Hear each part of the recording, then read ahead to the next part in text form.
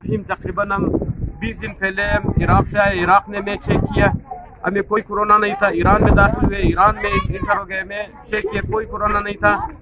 15 دن 16 دن پہلے ہم بارڈر میں تفتان میں داخل ہوئے, میں چیک کیا. دونوں ملک نے, پاکستان نے بھی چیک کیا, ایران نے بھی چیک کیا, میں کوئی کورونا نہیں تھا. ہمیں کل وہاں تفتان سے میں جو ہے بسوں میں بٹھایا یا جو ہے روانہ کیا کوئٹہ کی طرف, لیکن یہاں پھر رات کو میں روکا کہ آپ لوگوں کو کورونا ہے, دوبارہ ٹیسٹ کے لیے جو ہے ظلم ہے.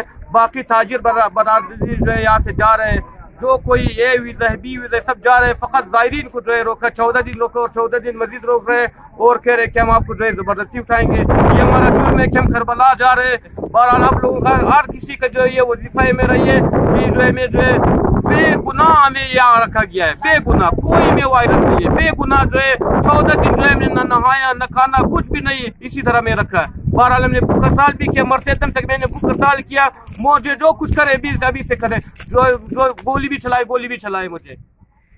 خدا حافظ.